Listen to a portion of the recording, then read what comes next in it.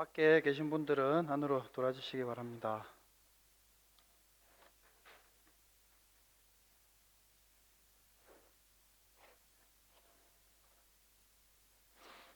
네, 시간이 되었습니다. 다 같이 묵상기도 드리심으로 11월 26일 주일 예배를 하나님께 드리겠습니다.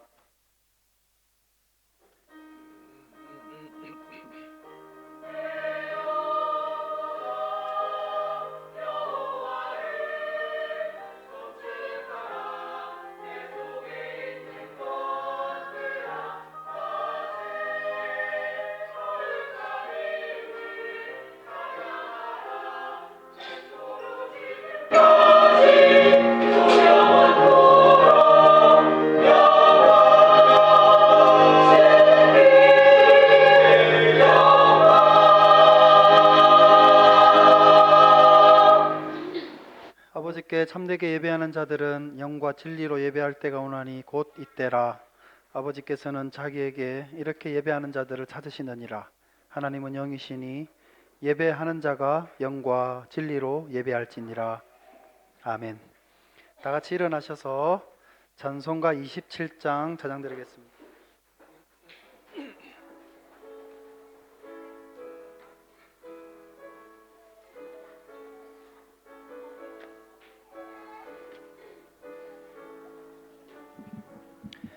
빛나고 높은 보좌와 그 위에 앉으신 주 예수 얼굴 영광이 해같이 빛나네.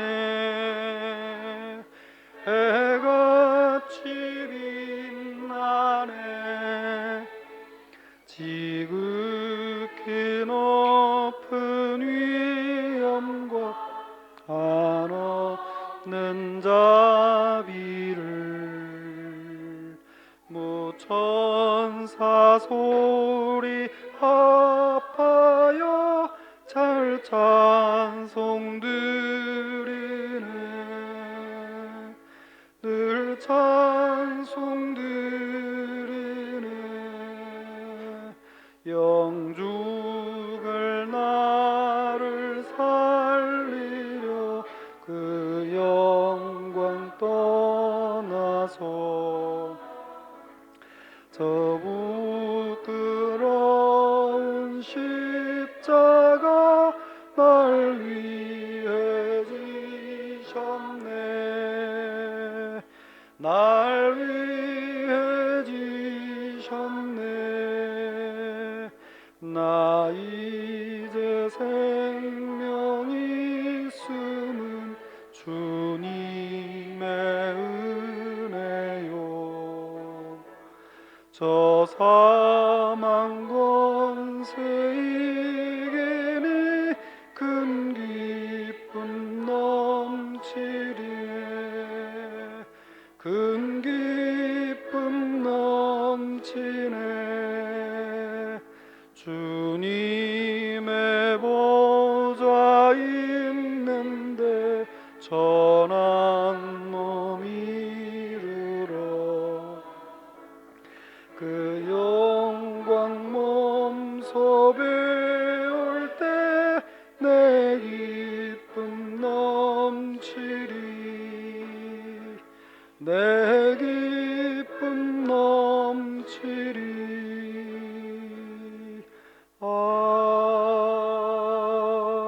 아멘. 사도신경으로 신앙 고백 드리겠습니다.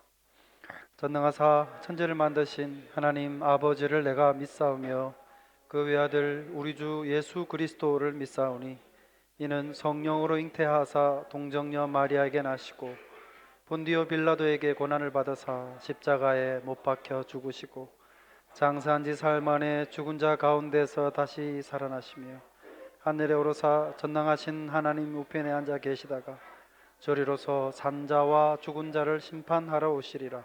성령을 믿사오며 거룩한 공회와 성도가 서로 교통하는 것과 죄를 사해 주시는 것과 몸이 다시 사는 것과 영원히 사는 것을 믿사옵나이다. 아멘. 교동문 41번입니다.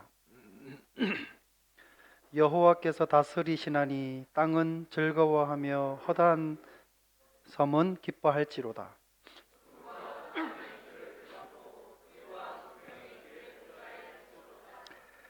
불이 그의 앞에서 나와 사방의 대적들을 불사르시도다.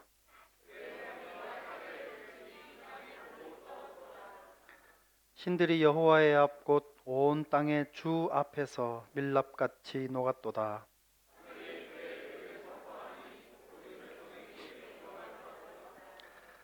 조각한 신상을 섬기며 허무한 것으로 자랑하는 자는 다 수치를 당할 것이라. 너희 산들아 여호와께 경배할지어다.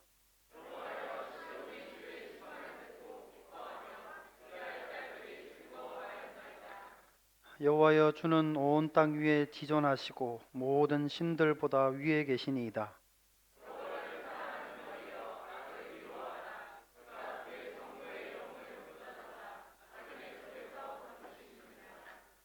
의인을 위하여 빛을 뿌리고 마음이 정직한 자를 위하여 기쁨을 뿌리시는도다. 의인이여, 너희는 여호와로 말미암아 기뻐하며 그의 거룩한 이름에 감사할지어다. 아멘. 다 같이 앉아 주시기 바랍니다. 찬송가 79장 찬양 드리겠습니다.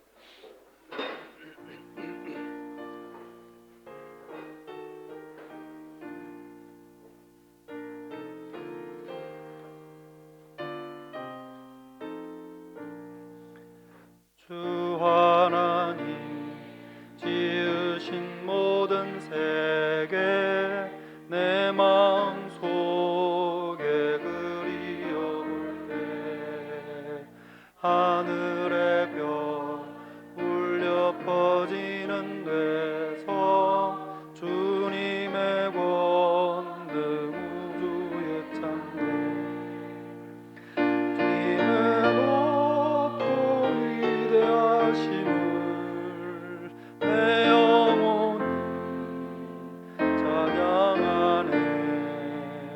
주님의 높고 위대하심을 내 영혼이 찬양하네. 숲속이나 험한 산골짜기에서 지저귀는 저 새소리들과 고요하게 흐르는 시냇물 주님의 솜씨 노래하도다. 주님의 높고 위대하심을 내 영혼이 찬양하네. 주님의 높고 위대하심을 내 영혼이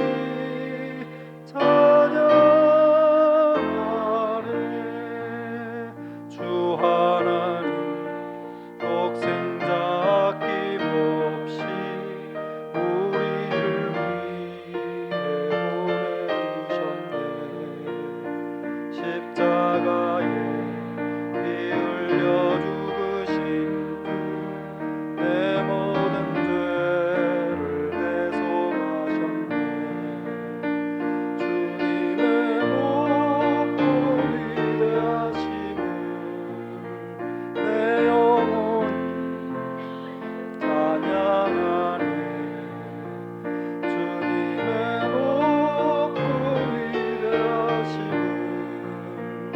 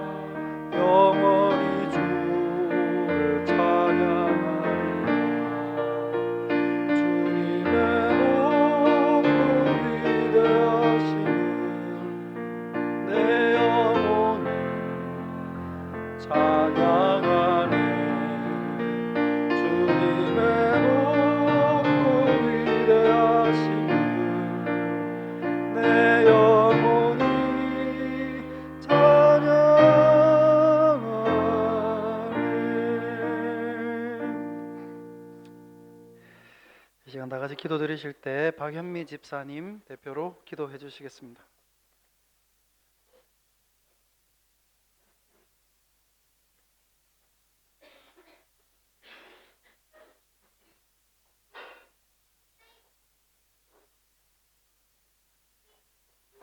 다 같이 기도 드리시겠습니다.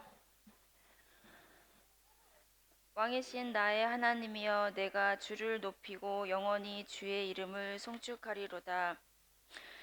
만유의 주인 되시는 하나님 아버지, 주님의 십자가 보혈로 대속하여 주시고 의롭다 함을 받아 거룩함에 이르게 하시고 생명의 길로 인도하시는 여호와 하나님께 감사와 찬송과 영광을 올려드립니다. 어제 저희 교회에서 자선회를 하게 하여 도와주시고 또 믿지 않은 많은 사람들이 그 시간을 통해서 또 교회의 발을 디딜 수 있게 해주셔서 감사합니다. 그들의 발걸음이 지속적으로 교회를 향할 수 있도록 또한 우리 하나님 지켜주시옵소서.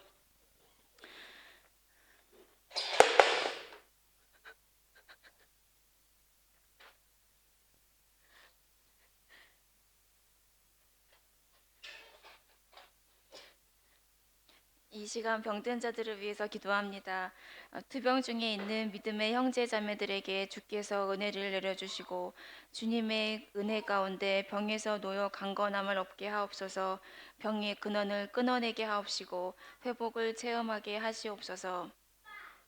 이제 말씀을 듣는 시간입니다. 하나님의 말씀을 선포하시는 담임 목사님에게 성령 충만으로 허락하여 주시고 듣는 저희들의 마음 문을 활짝 열어 주시옵소서. 목사님을 통해서 주시는 말씀이 저희들에게 하나님을 향한 사랑과 이웃이 사랑이 넘쳐나는 삶을 살아가는 능력의 말씀이 되도록 하나님이 인도하여 주시옵소서. 우리 목사님 능력으로 갑절로 성령으로 입혀 주실 때에 또 우리 하나님 말씀을 들려주실 때에 우리의 심령이 활짝 열려서 우리의 불타는 열정이 구령의 열정이 회복되는 귀한 능력의 말씀으로 우리 안에 꽂힐 수 있도록 하나님 인도하여 주시옵소서. 하나 또한 우리 교회 가운데 각 기관마다 봉사하시는 분들 계십니다. 마리아회, 디모데회, 트러스트, 교육기관들, 임원부들, 구역장님들, 또 성가대와 찬양팀과 봉사자들 모두들 오직 여호와를 앙망하는 자는 새 힘을 얻으리니 독수리의 날개 치며 올라감 같을 것이라는 그 말씀을 믿고 곤비지 않고 걸어가도 피곤치 않을 수 있도록 하나님 붙들어 주시옵소서. 또 우리 교회에 선교사님들이 많이 계십니다. 보내는 이가 하나님이시고 일하시는 분도 하나님이시고 또 열매를 거두시는 분도 하나님이라는 것을 믿고 하나님 그들이 또 아프리카로 하나님 정말 하나님 어려운 길을 또 가서 있는데 하나님 모든 하는 사역 가운데 주님께 맡기고 올려드릴 수 있게 하나님 영광만 다 될 수 있게 우리 하나님 이끌어 주시옵소서. 찬양으로 영광 돌리는 우리 성가대 하나님 기쁘게 받아주시옵고 또 예배를 돕는 많은 손길들 하나님 기억하여 주시고 저들의 노고와 땀이 헛되지 않도록 하나님 인도하여 주시옵소서. 이 모든 말씀 진리요 생명이신 우리 주 예수 그리스도 이름으로 기도드립니다. 아멘.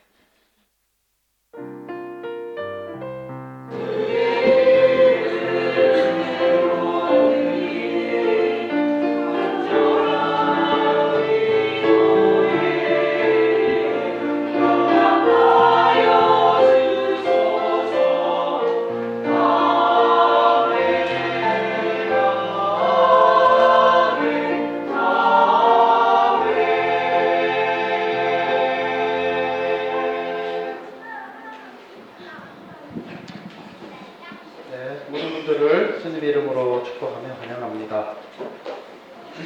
건강 말씀드리겠습니다. 어제 캄보디아 선교 후원 바자회가 은혜 가운데 잘 마쳤습니다. 마리아회 임원분들을 위시해서 섬겨주신 모든 분들께 감사드립니다. 오는 목요일 저녁에 운영위원회 모임 있겠습니다. 저녁 7시 30분 줌으로 모임하겠습니다. 운영위원들 기억해 주시기를 바랍니다. 그리고 12월 둘째 주일에는 디모데회, 마리아회 총회가 있습니다. 벌써 한 해가 다 지나갔네요. 새로운 임원을 또 이렇게 내년 섬길 새로운 임원을 뽑습니다. 여러분 기도로 함께 준비해 주시기를 바랍니다. 그리고 12월 셋째 주일 17일에는 성탄 감사 찬양 발표회가 있겠습니다. 찬양 축제를 마치고 성탄 감사 발표회를 하자는 요청이 쇄도하여 제가 거절할 수 없어서 그렇게 하게 되었습니다. 많이 참여하시고 또 성탄 감사의 마음을 또 여러 모양으로 또 표현해 주시기를 바랍니다. 뭐 개인이든 뭐 구역이든 어떤 그룹이든 상관없습니다. 그리고 강요하는 것도 아니고요. 아무도 없어도 상관없습니다. 그냥 찬양하실 분 준비하셔서 하도록 하겠습니다. 그리고 12월 24일 주일에는 찬양대 칸타타가 계획되어 있는데 혹 일정이 바뀔 수 있을런지 모르겠습니다. 여튼 다시 추후에 광고를 드리도록 하겠습니다. 그리고 그날에는 디모대회에서 준비하시는 전체 식사가 있겠습니다. 그리고 25일 성탄일은 이제 월요일인데요. 24일 날 이분날 같이 예배를 드리고 25일은 따로 모이지 않겠습니다. 가족들과 함께 성탄일을 함께 기뻐하고 축하하시기를 바랍니다. 그리고 오늘은 전체 식사가 있습니다. 엣지바스톤 구역에서 섬겨주십니다. 감사합니다. 반가운 얼굴들 있어서 소개해 드리겠습니다. 오늘 특별한 분이 오셨는데요. 우리 용원 형제의 예비 신부가, 이렇게 소개를 해도 되죠? 예비 신부가 참석을 했습니다. 우리 주은비 자매인데요. 일어나실 때 박수로 환영해 주시기 바랍니다.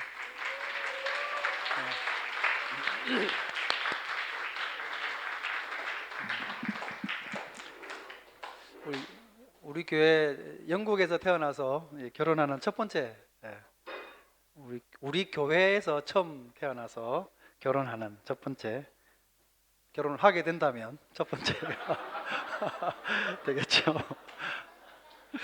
네. 그리고 또 우리 박수련 집사님, 주 집사님 가정의 조카분이신데요. 도현 형제, 주도현인가요? 김입니까? 김도현 형제도 방문했습니다. 일어나실 때 박수로 환영해 주시기 바랍니다. 네, 감사합니다. 혹시 오늘 또 새로 오신 분 있으신가요?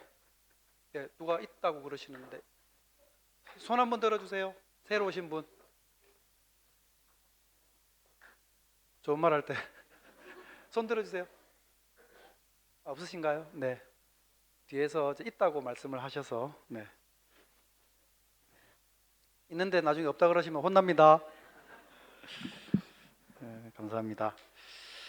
자, 이제 같이 말씀을 보겠습니다. 사무엘상 14장 24절에서 34절입니다. 사무엘상 14장 24절에서 34절 말씀을 제가 봉독해 드리겠습니다. 이날에 이스라엘 백성들이 피곤하였으니 이는 사울이 백성에게 맹세시켜 경계하여 이르기를 저녁 곧 내가 내 원수에게 보복하는 때까지 아무 음식물이든지 먹는 사람은 저주를 받을지어다 하였습니다. 그러므로 모든 백성이 음식물을 맛보지 못하고 그들이 다 숲풀에 들어간즉 땅에 꿀이 있더라. 백성이 숲불로 들어갈 때 꿀이 흐르는 것을 보고도 그들이 맹세를 두려워하여 손을 그 입에 대는 자가 없었으나 요나단은 그의 아버지가 백성에게 맹세하여 명령할 때에 듣지 못하였으므로 손에 가진 지팡이 끝을 내밀어 벌집에 꿀을 찍고 그의 손을 돌려 입에 대매 눈이 밝아졌더라. 그때에 백성 중 한 사람이 말하여 이르되 당신의 부친이 백성에게 맹세하여 엄히 말씀하시기를 오늘 음식물을 먹는 사람은 저주를 받을지어다 하셨나이다. 그러므로 백성이 피곤하였나이다 하니 요나단이 이르되 내 아버지께서 이 땅을 곤란하게 하셨도다. 보라 내가 이 꿀 조금을 맛보고도 내 눈이 이렇게 밝아졌거든. 하물며 백성이 오늘 그 대적에게서 탈취하여 얻은 것을 임의로 먹었더라면 블레셋 사람을 살육함이 더욱 많지 아니하였겠느냐. 그날의 백성이 믹마스에서부터 아얄론에 이르기까지 블레셋 사람들을 쳤으므로 그들이 심히 피곤한지라. 백성이 이에 탈취한 물건에 달려가서 양과 소와 송아지들을 끌어다가 그것을 땅에서 잡아 핏째 먹었더니 무리가 사울에게 전하여 이르되 보소서 백성이 고기를 핏째 먹어 여호와께 범죄하였나이다. 사울이 이르되 너희가 믿음 없이 행하였도다. 이제 큰 돌을 내게로 굴려오라 하고 또 사울이 이르되 너희는 백성 중에 흩어져 다니며 그들에게 이르기를 사람은 각기 소와 양을 이리로 끌어다가 여기서 잡아 먹되 핏째로 먹어 여호와께 범죄하지 말라 하매 그 밤에 모든 백성이 각각 자기의 소를 끌어다가 거기서 잡으니라. 아멘. 비전 찬양대에서 찬양 드리겠습니다.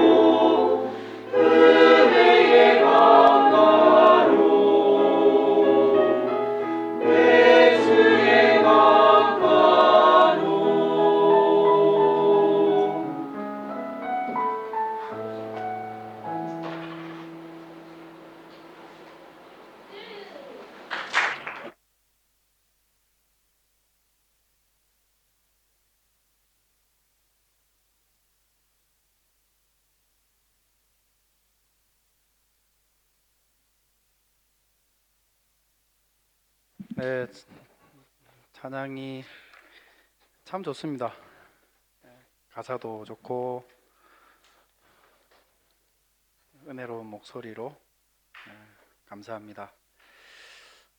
주일학 기도하겠는데요. 좀 중등 세컨들이 지금 청소년부는 3주 전부터 조영준 집사님, 또 지난주에는 장영진 집사님, 또 오늘은 박연미 집사님이 이어서 계속 수고를 해주십니다. 감사드립니다.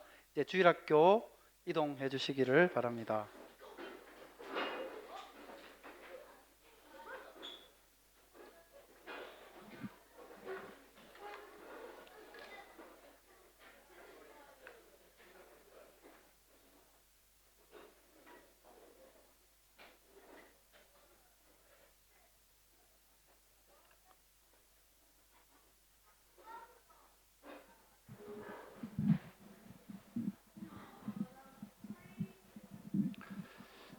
지난주에 그 13장에서 15장까지의 말씀을 걸쳐서 사울이 하나님으로부터 멀어지게 된 최초의 시점, 그 시작점은 어디였던가에 대해서 나누었습니다.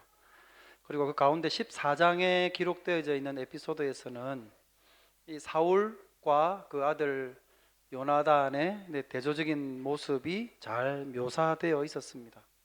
그러니까 성경이 이 두 인물을 아주 뚜렷이 대조적인 모습으로 그려주고 있는 이유는 분명히 거기에 전달하고자 하는 메시지가 있기 때문입니다. 지난주에도 하나님으로부터 마음이 멀어짐으로써 결국 왕의 자리를 잃게 될 것이라는 메시지를 선지자로부터 받게 된 사울에 대한 내용들을 우리가 쭉 보았는데, 오늘은 그의 아들이 요나단이라고 하는 인물에 초점을 맞춰서 생각을 해보려고 그럽니다. 그의 모습이 분명히 아버지 사울과는 대조적이었는데, 그러면 어떤 면에서 그의 모습들은 아버지와 달리 신앙적이라 말할 수 있는지, 또 어떻게 그가 오늘을 살아가는 우리 신앙인들에게 신앙적인 모범이 될 수 있는지에 대해서 여러분과 함께 묵상을 했으면 좋겠습니다. 사울과 요나단의 이제 첫 번째 그 의견 차이가 등장하는 상황은 전쟁이 한창 벌어지고 있을 때였습니다. 그 이야기는 이스라엘 백성들이 피곤했다는 정보를 우리에게 알려줌으로써 시작을 하죠. 그게 오늘 읽었던 24절입니다. 이날에 이스라엘 백성들이 피곤하였으니 이는 사울이 백성에게 맹세시켜 경계하여 이르기를 저녁 곧 내가 내 원수에게 보복하는 때까지 아무 음식물이든지 먹는 자는 저주를 받을 것이다 라고 하는 이런 맹세를 했기 때문이라는 겁니다. 블레셋과 전쟁이 한창이었고, 그리고 이 전황은 이스라엘이 우세한 상황이었습니다. 그러니까 조금만 더 몰아붙이면 완전한 승리를 얻을 수 있는 상황이었기 때문에 가능한 한 모든 에너지를 다 동원해서 전쟁을 치러야 하는 그런 상황이었습니다. 그런데 이때 사울이 싸움이 끝날 때까지 병사들 중에 아무도 먹지 마라고 하는 명령을 내리는 거죠. 그러니까 금식을 갑자기 선포한 것이었습니다. 이런 상황에서 갑자기 사울이 금식을 선포했던 이유가 여러분 무엇일 것 같으세요? 금식. 예나 지금이나 이 금식이라고 하는 것은 하나님을 향한 어떤 우리의 내면적인 헌신을 다짐하거나 또는 하나님께 그것을 표현하는 하나의 방법으로서 금식을 보통 하게 되는 것으로 이해되어지고 행해져 왔습니다. 그러니까 사울도 이런 목적을 위해서 금식을 갑자기 백성들에게 선포한 것일까? 사울이 금식을 선포했던 그 시점을 보면 무슨 이유로 사울이 그런 명령을 내렸는가에 대해서 알 수 있게 됩니다. 이 금식은 아까 좀 앞에서 말씀을 드린 것처럼 전쟁 상황에서 선포된 것이었습니다. 비록 우세한 상황이긴 했지만 이런 상황에서 하나님이 조금만 더 도움을 주신다고 한다면 완전히 이 전쟁에서 승리하게 될 것이라는 생각으로 갑자기 사울이 백성에게 금식을 선포하게 된 것이죠. 다시 말씀을 드려서 하나님으로부터 전쟁에서의 승리를 확보하기 위한 수단으로 사울은 금식이라고 하는 방법을 선택을 했던 것이었습니다. 이런 상황에서 사울이 다른 목적을 가지고 금식을 선포했다고 보기는 매우 어렵습니다. 전쟁이 한창일 때 정말 적과 내가 사느냐 적을 죽이느냐 하는 상황에서, 그런 급박한 상황에서 자신의 어떤 영적 상태를 되돌아본다든지 하나님께 뭔가 제 헌신을 다짐하려고 하는 그런 마음을 이 품는 목적으로 금식을 할 리는 없을 것이기 때문에 그렇습니다. 그러니까 현대인들 가운데도, 현대를 살아가는 이 신앙인들 중에도 이 사울이 한 것과 매우 비슷한 방식으로 금식을 사용할 때가 아마도 많을 것입니다. 여러분은 금식 해본 적 있으십니까? 네, 알겠습니다. 네. 그러니까 우문현답이라 그러나요, 이런 거를? 그러니까 금식을 하는데 우리는 하게 될 때가 있죠. 그러면 어떨 때 금식을 했던가를 여러분 한번 가만히 생각을 해보십시오. 여러분은 어떨 때 금식을 했었습니까? 뭔가 나에게 중요한 일이 일어나기를 내가 간절히 바랄 때, 하나님께서 이것만큼은 꼭 이루어지기 주시기를 원할 때, 내가 주은비 자매랑 결혼을 해야 되는데 하나님이 꼭 이 기도를 들어주시기를 간절히 원할 때, 영혼 형제가 금식을 할 수 있습니다. 밥도 안 먹고 매달리고 있는 나의 모습을 하나님이 이런 나의 간절함을 굽어 살피셔서 그렇게 그 일이 이루어지도록 해주시기를 바라는 방식으로 여러분은 혹시 금식을 하지 않으셨던가요? 어떻습니까? 금식이라고 하는 것은 이 사울이 지금 금식을 선포했을 때처럼 이런 전쟁 시에 하게 되는 것이 아니라, 오히려 금식이라고 하는 것은 그런 때로부터 조용히 뒤로 물러나서 깊이 혼자서 사색을 하거나 하나님과 깊은 교제를 하기를 원할 때 훨씬 더 적절한 시간입니다. 내가 즐거워하고 내가 기뻐하는 것들을 잠시 내려놓고 오로지 하나님께 더 집중하고자 할 때 해야 하는 것이 금식입니다. 내가 내 신앙의 삶을 돌아보고 거기서 끊어내야 되는 게 무엇일지, 어떻게 하면 벗어나 있는 하나님의 뜻으로부터 내가 더 바르게 옳은 것으로 돌아가고 그렇게 영적 상태를 회복시킬 수 있을지 하나님께 도우심을 구하고 내가 결단하고자 할 때 하게 되어야 하는 것이 금식인 것입니다. 그러니까 내가 얻고자 하는 것을 하나님이 꼭 주시도록 하나님을 설득하기 위한 수단으로 하게 되는 게 금식이 아니라는 사실입니다. 그런데 사울은 그런 목적으로 금식을 사용하고 있습니다. 그렇게 하면 하나님이 이 전쟁에서 더 확실한 승리를 주실 줄 알고 병사들에게까지 금식을 명령합니다. 이런 것만 봐도 사울은 역사를 통해서 분명히 바른 신앙을 배우지 못했음이 틀림없습니다. 여러분, 사울의 그 이전 역사에서 무슨 일이 있었습니까? 단적인 예로 하나님의 언약궤를 예를 들어보겠습니다. 과거에 하나님의 언약궤는 정말 하나님의 임재의 상징이었기 때문에 이 언약궤가 가는 곳마다 놀라운 승리를 백성들에게 안겨주셨었습니다. 그런데 이 언약궤가 똑같이, 그러나 전혀 다른 동기와 잘못된 목적으로 이 언약궤를 사용하려 했을 때에는 그 언약궤에는 아무런 능력이 나타나지 않았습니다. 왜 그럴까요?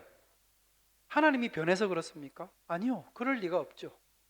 하나님은 동일하신데 그것을 백성들이 이 언약궤를 어떻게, 어떤 방식으로, 어떤 자세로 취하고 바라보느냐가 하나님의 능력이 나타나는지 않는지의 여부를 결정짓는 것이었습니다. 그러니까 사울은 역사를 통해서 그것을 기억을 했었어야 했습니다. 그런데 사울에게는 이러한 하나님에 대한 바른 이해가 없었던 것이죠. 그래서 여전히 하나님을 수단과 방법으로 여기고 있었습니다. 반면에 요나단은 어떻습니까? 이 상황을 전혀 다르게 보고 있었습니다. 전쟁 중에 우연히 이 풀 밑에 꿀이 보이길래 지팡이를 찍어가지고 그걸 입에 대서 먹었는데 그것만으로도 눈이 번쩍 뜨이고 힘이 나는 것을 느꼈습니다.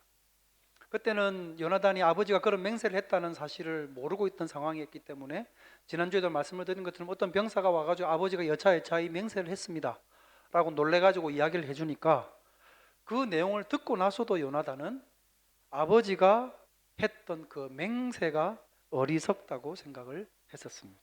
그것뿐만 아니라 아버지가 했던 맹세를 결과적으로는 자기가 어쨌든 찍어 먹음으로써 어기게 된 거잖아요. 그렇게 아버지의 맹세를 어기게 된 그 결과에 대해서도 요나단은 무슨 죄책감을 가지거나 아니면 어떤 두려움을 느끼는 기미가 전혀 없었다는 사실입니다. 요나단이 생각을 하기에는 오히려 병사들에게 먹을 것을 더 제공하는 것이 하나님의 도우심을 확보하는 더 좋은 방법이었습니다. 그렇게 했다고 한다면 군인들이 더 힘이 났을 것이고 블레셋 사람들을 더 몰아서 전쟁을 할 수 있었을 것입니다. 이것은 너무나 당연하고 상식적인 일입니다. 우리가 하나님의 뜻이라고 해서 마치 초법적이거나 상식을 뛰어넘는 것일 것이라고 생각해버리는 그런 편견을 우리는 버릴 필요가 있습니다. 물론 제가 말씀드리고자 하는 것은 상식적인 것이 하나님의 뜻이라는 말씀을 드리고자 함이 아닙니다. 그럼에도 분명한 것은 지극히 상식적인 것이 하나님의 뜻일 경우가 그렇지 않은 경우보다 훨씬 많다는 사실입니다. 그렇다면 요나단은 그가 갖고 있었던 신앙은 지극히 상식적인 것이었기 때문에 건강한 거냐? 아니요, 그렇지는 않습니다. 만약에 요나단에게 이런 상식적으로 행하는 모습만 있었다고 한다면 요나단의 신앙을 제가 모범적이라고 여러분께 말씀을 드릴 수는 없었을 것입니다. 요나단의 이런 태도를 신앙적인 모범을 볼 수 있는 근거라고 말씀을 드릴 수 있는 이유는 앞에서 1절에서 15절까지에 나와 있는 그 말씀에서 요나단이 보여줬던 그 모습에서 우리가 찾을 수 있기 때문입니다. 그 가운데 14장 6절 말씀을 읽어드리면 이렇습니다. 우리가 이 할례 받지 않은 자들에게로 건너가자. 여호와께서 우리를 위하여 일하실까 하노라. 여호와의 구원은 사람의 많고 적음에 달리지 아니하였느니라. 요나단은 적들의 전초기지로 자기가 직접 들어갈 의사를 분명하게 밝혔습니다. 그리고 그 전쟁에서 하나님이 도와주셔야만 승리할 수 있을 것이라고 분명히 믿었습니다. 물론 그렇다고 해서 내가 그것을 믿고 있으니 하나님은 반드시 내가 가면 나를 지켜주시고 승리하게 해주실 거야 라는 이야기를 하지도 않았다는 겁니다. 여호와께서 우리를 위해 일하실까 하노라 라고 하는 이 말씀은 하나님의 도우심을 간절히 바라는 믿음의 한 사람의 소망을 담고 있는 말이긴 하지만 어디까지나 하나님이 도와주시면 승리할 수 있다는 그 승리의 여부는 하나님께 달려 있다는 뜻이지 그 동시에 실패에 대한 가능성도 열려 있다는 뜻입니다. 나는 하나님이 도와주시면 승리하실 줄 믿지만 그러나 그 전쟁에 하나님이 도와주실지 아닐지의 여부는 하나님이 결정하실 문제라는 거죠. 다시 말하면 자기가 믿음으로 뛰어들어가서 적지에서 비참하게 죽음을 당할 수도 있다는 가능성을 요나단은 이미 알고 있었던 것이었습니다. 그럼에도 요나단은 이 상황에서 자기가 할 수 있는 전술을 써서 적진을 뚫고 들어가 보려는 생각을 하고 있었습니다. 전에도 말씀을 드린 것처럼 이것은 요나단의 자기 목숨을 건 결단이었습니다. 어떻게 보면 참 무모한 전술이죠. 자기 부하 한 사람을 데리고 앞에 천병으로 나와 있는 적들에게 들어가서 적들 몇 명과 싸울 생각을 한 것이죠. 그러나 자기가 처해 있는 상황에서 자기가 시도해 볼 수 있는 얼마 되지 않는 전술 중에 하나라고 판단했음은 분명합니다. 그리고 요나단은 하나님의 도우심을 구하면서 자기가 직접 적진으로 뛰어 들어갔습니다. 하나님이 일하실 것입니다. 우리가 하고자 하는 이 일에 하나님이 도와주실 것입니다. 또는 하나님이 도와주시기를 바랍니다. 우리가 계획하고 준비하는 이 일에 하나님이 간섭해 주시기를 바랍니다. 우리는 신앙인으로서 이런 믿음의 표현을, 이런 소망을 표현할 때가 많죠. 우리는 늘 이런 방식으로 신앙을 표현합니다. 하나님이 이렇게 도와주실 줄 믿습니다. 도와주시기를 바랍니다. 신앙이 조금이라도 있는 사람들이라면 늘 하나님 앞에 이런 고백들을 우리는 하게 됩니다.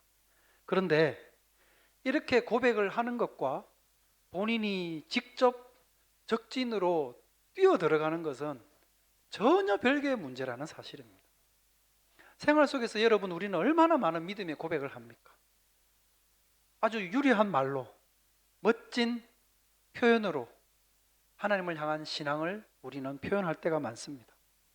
하나님이 도와주실 줄 믿습니다. 이기게 해주실 줄 믿습니다. 이것을 성공적으로 진행되도록 인도하실 줄 믿습니다. 그런데 이런 믿음의 말들을 하는 것과 내가 굳이 가지도 않아도 되고 내가 굳이 하지 않아도 되는 어떤 일에 내가 헌신하고 내가 솔선하여 그 일에 참여하고 헌신하는 마음으로 뛰어 들어가는 것은 별개의 문제라는 사실입니다. 요나단의 믿음이 훌륭하다고 하는 것이 바로 이 점입니다. 하나님을 향한 요나단이 갖고 있었던 믿음과 신뢰에는 의심의 여지가 없습니다. 그에게 있어서 신앙이라고 하는 것은 그냥 생활 속에서 하는 이 숱한 이 고백의 남발이 아니었습니다. 오히려 현실 생활 속에서 정말 자기가 믿는 것과 자기가 행동하는 것이 절대 분리되어 있지 않는 결단과 헌신이 포함되어져 있는 고백이었다는 사실입니다. 이것을 우리는 신앙이라고 부릅니다. 그런 깊은 신앙이 요나단 마음의 바탕으로 있었기 때문에 오늘 읽었던 본문에서 금식을 하는 것과 전쟁 중에 음식을 먹는 것에 대한 상식적인 판단을 함에 있어서도 절대 이 요나단이 무슨 거리낌이라든지 주저함이 없다라는 것이죠. 그게 뭐냐면 신앙에 근거한 판단이었기 때문에 그렇습니다. 사울의 맹세 이후의 이야기로 다시 넘어가겠습니다. 이 사울의 이런 맹세로 인해서 백성들, 이 병사들이 결국은 이 배고픔을 이기지 못하고 소와 양을 핏째로 잡아먹는 일이 생기게 되었습니다. 그것이 율법을 범하는 일이라는 것을 말씀을 지난주에 드렸습니다. 범죄의 원인은 지난주에도 언급을 했던 것처럼 결국 이 사울의 그릇된 맹세에서 비롯되었다는 것을 우리는 알고 있습니다. 그리고 이 일 이후에 갑자기 사울이 왜인지는 모르지만 이 전쟁에서 패해서 도망가고 있는 저 블레셋 사람들을 쫓아가서 사살할지 말지에 대해서 갑자기 사울이 하나님께 묻습니다. 하나님께 질문을 했더니 하나님이 아무런 대답을 하지 않습니다. 응답을 하시지 않습니다. 성경이 그 이유를 직접적으로 기록을 해주고 있지는 않지만 분명히 독자들로 하여금 그 이유가 사울에게 있다는 사실을 암묵적으로 우리에게 알려주고 있습니다. 여기서 또다시 사울은 이 상황을 엉뚱한 방향으로 생각합니다. 하나님의 이 무응답, 기도했는데 하나님이 응답을 하시지 않는 이 이유가 자기 수하에 있는 어떤 군대 장관들, 장교들 중에 어떤 누군가가 하나님의 뜻을 어긴 범죄의 그 원인이 있다고 생각을 하게 된 것이죠. 그리고 사울은 또 이 전쟁 중에 굳이 이 사람을 찾으려 하고 있습니다. 그렇게 해서 결국 뽑고 뽑아서 두 사람이 남았죠. 사울과 요나단이었습니다. 다시 그 중에 한 명을 뽑으라 그랬고 그 중에 요나단이 뽑혔죠. 결국 사울의 이 헛된 맹세의 희생양이 될 상황이 되었습니다. 이 요나단은 이 사실을 믿기 어려웠습니다. 비록 아버지의 맹세를 자기가 어기긴 했지만 아버지의 맹세 자체가 경솔했다고 생각을 했기 때문에 자신이 꿀을 먹은 것이 아버지의 맹세는 어긴 게 됐지만 그게 하나님의 뜻을 어긴 것은 아니라는 분명한 확신을 갖고 있었습니다. 그렇기 때문에 이 맹세 때문에 자기가 죽음에 처하게 된다는 이 사실을 받아들일 수도 없었던 것이었죠. 여러분은 이 말씀의 내용들을 쭉 읽으면서 요나단이 갖고 있는 이런 생각들이 당연하다고 생각을 하실 수도 있겠지만 당시에 살던 사람들은 실제로 이런 맹세나 저주에 영향을 받으면서 살고 있었습니다. 일단 말로 어떤 저주가 선포되면 사람들은 그것 자체로도 뭔가 힘이 있다는 생각을 하게 되었습니다. 더군다나 사울이 그랬던 것처럼 다른 이름도 아닌 여호와의 이름으로 사울이 맹세를 했죠. 그리고 저주를 하고 하는 이런 경우에는 저 맹세나 저주가 정당하고 옳으냐를 따지기 이전에 이미 여호와의 이름으로 맹세했다는 그것 자체만으로 매우 두렵고 떨리는 마음을 당시 사람들은 가지고 있었습니다. 그러니 분명히 미신적인 이 이유에서의 맹세였음에도 불구하고 백성들은 처음에는 사울의 말을 따라서 아무 음식을 먹지 않으려 한 것 아니겠습니까? 요나단이 이런 헛된 맹세나 저주에 대해서 전혀 동요하지 않고 옳고 그름을 분별할 수 있었던 것은 하나님에 대한 그의 깊은 바른 신뢰가 그 마음에 있었기 때문에 가능한 것이었습니다. 그러니까 하나님에 대한 바른 이해를 갖고 있지 않으면 이런저런 주변의 이야기들에 의해서 우리는 흔들리게 되고 혼란을 겪게 되어집니다. 이것은 오늘날을 살아가고 있는 지금 우리 오늘날의 신앙인들에게도 역시 경고가 되는 메시지이기도 합니다. 여러분은 어떻습니까? 현대인 가운데도 보면 여전히 이런 미신적인 두려움에 지배를 당하고 있는 사람들이 있습니다. 길 가다가 재미로 점을 봤는데 그 점괘가 영 재미가 없어요. 계속 그게 머릿속에 맴돌고 신경이 쓰입니다. 어떤 무당이라고 하는 사람이 한 말 때문에 계속 불안하고 찜찜한 마음을 계속 가지고 살아갑니다. 어떤 사람이 기도하다가 이상한 음성을 듣다 그러면 그 말을 듣고 그것을 맹신하기도 합니다. 여러분 신앙생활하면서 그런 경우 없으십니까? 분명히 하나님을 섬기는 하나님의 백성이며 하나님을 섬기는 신앙인인데 이런 것들이 머리에서 떨쳐지지 않고 괜한 불안과 찜찜함과 두려움을 가지고 여전히 살아가는 신앙인들도 있습니다. 여러분 어떻게 하면 이런 그릇된 신앙적 요소들을 우리 신앙에서 제거할 수 있겠습니까?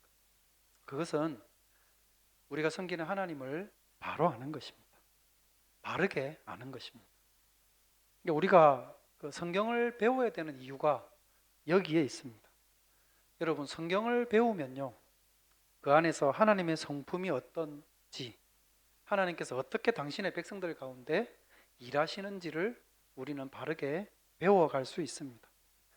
이 요나단이 보여줬던 모습에서처럼 인격이신 하나님을 온전하게 알고 신뢰한다고 하면 하나님께서 그런 헛된 맹세나 이상한 무슨 무당이나 박수 같은 이런 사람들이 했던 그 말들에 의해서 그런 또는 다른 어떤 미신적인 행위에 의해서 하나님이 움직이시는 분이 아니라는 것을 알게 되어집니다. 여러분은 여러분이 믿는 하나님이 다른 귀신들이나 이상한 영적 활동을 하는 그런 시체들보다 더 크신 분이라는 사실을 여러분은 믿으십니까? 그렇다면 그런 말들에 찜찜함을 가질 필요도 없고 불안해할 필요도 없고 신경 쓸 필요도 없습니다. 하나님의 인격을 믿고 하나님을 온전하게 섬기시면 되는 것이죠. 어설프게 배우면 생활 속에서도 어설픈 신앙 고백을 남발하게 됩니다. 분명히 뭔가 교회에서 하는 이야기고 신앙적인 이야기 같은데 전혀 성경적이지도 않고 하나님의 성품을 제대로 알지 못하는 그런 어설픈 고백들을 남발하게 됩니다. 그러니 여러분 신앙생활을 오래 했다고 바르게 아는 게 아닙니다. 성경을 제대로 배워야 하나님을 바르게 알 수 있는 것입니다. 마태복음에 보면 예수님께서 마지막 때에 대한 경고의 메시지를 하신 적이 있습니다. 그때가 되면 사람들이 이쪽에서도 그리스도라 그러고 저쪽에서도 그리스도라는 사람이 나타날 거라 그랬습니다. 근데 그렇게 사람 나타나면 예수님이 그런 소리를 너희가 듣더라도 믿지 마라 그랬습니다. 자신하겠죠? 나는 그런 소리에 예수님을 믿고 있는데 그런 소리에 휘둘릴 사람이 아니야 라고 생각을 하실런지 모르겠습니다.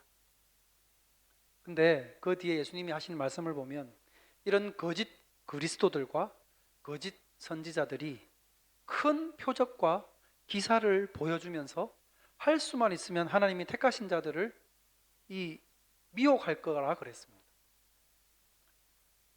교회에서는 아무런 이상한 일이 일어나지 않는데 갑자기 다른 곳에서 보니까 막 신기한 일이 일어나고 이상한 일이 일어나는 것 같아요. 여기는 능력이 없는데 거기는 진짜 능력이 실제로 보이는 것 같아요. 근데 그 가르침이 성경의 가르침과 다른 것 같아요. 비슷한데 다른 것 같아요. 여러분은 그런 상황에서 여러분의 믿음을 바르게 지켜갈 수 있습니까? 장담하기 쉽지 않습니다, 여러분.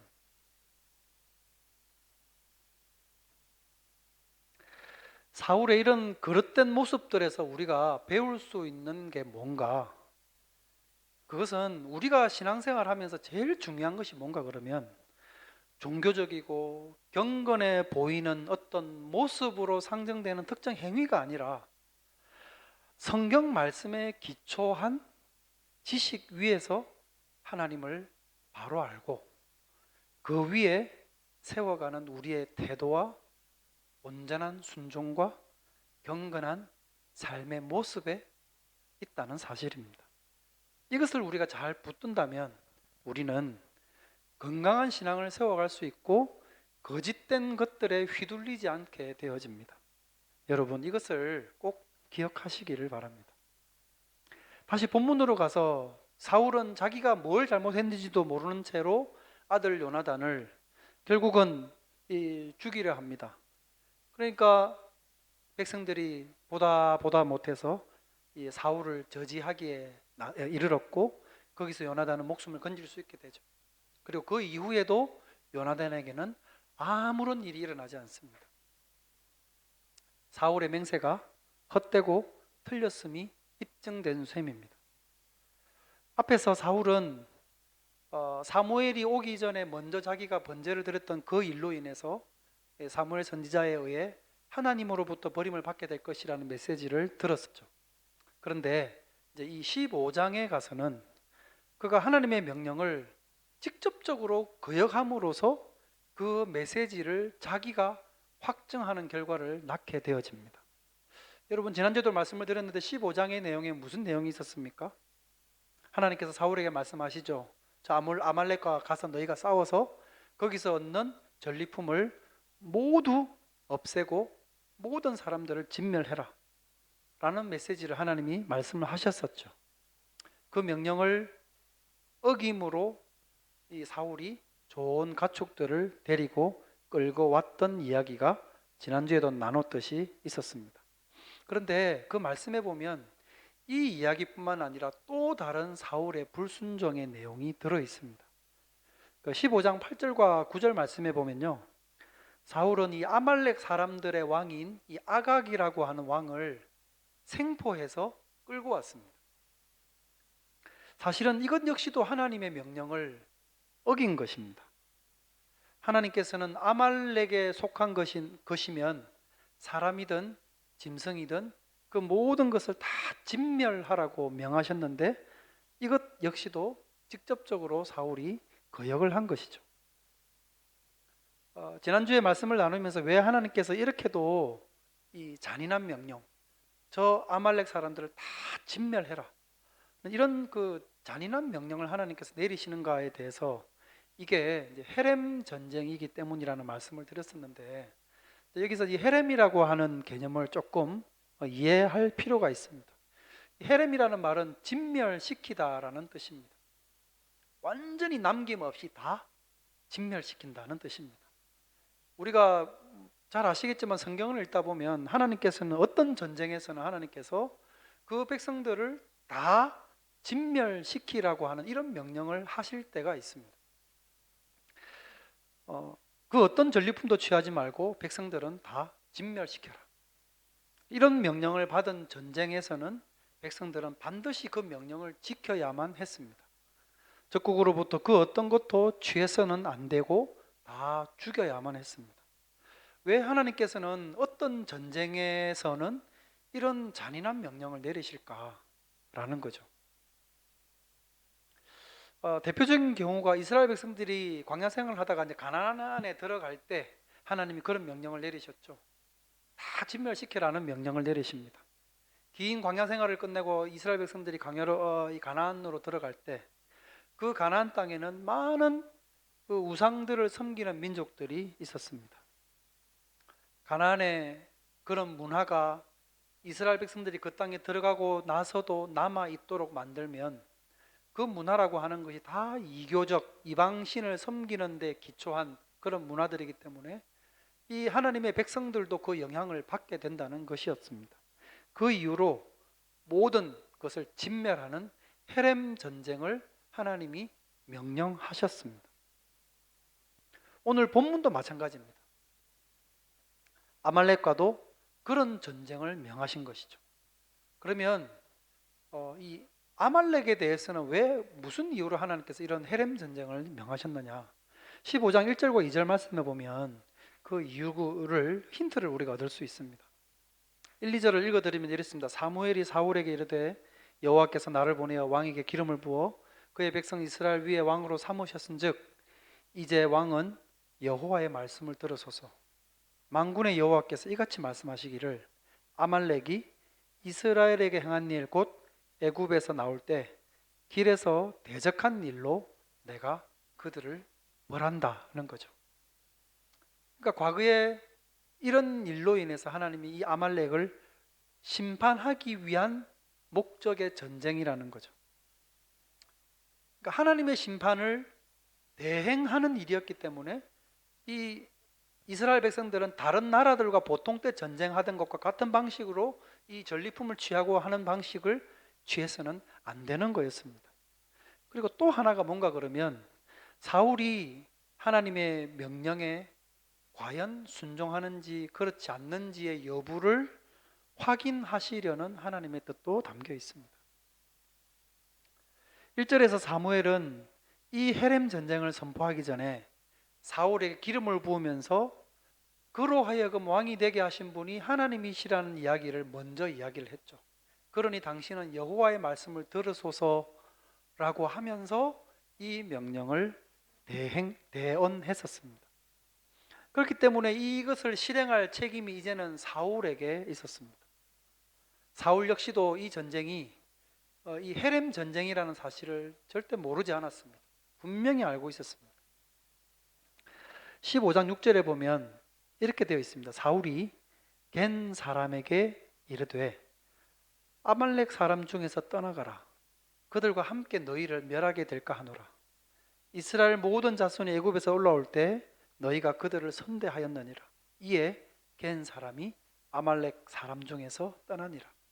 무슨 말이냐면 아말렉을 지금 치러 들어가기 직전에 사울이 아말렉 족속과 함께 있는 사람들 중에 겐 족속 사람들이 거기에 함께 섞여 살고 있었는데 이 사람들에게 전가를 보내서 당신네들은 우리가 이 아말렉과 전쟁을 하려고 하니까 빨리 도망가라는 겁니다.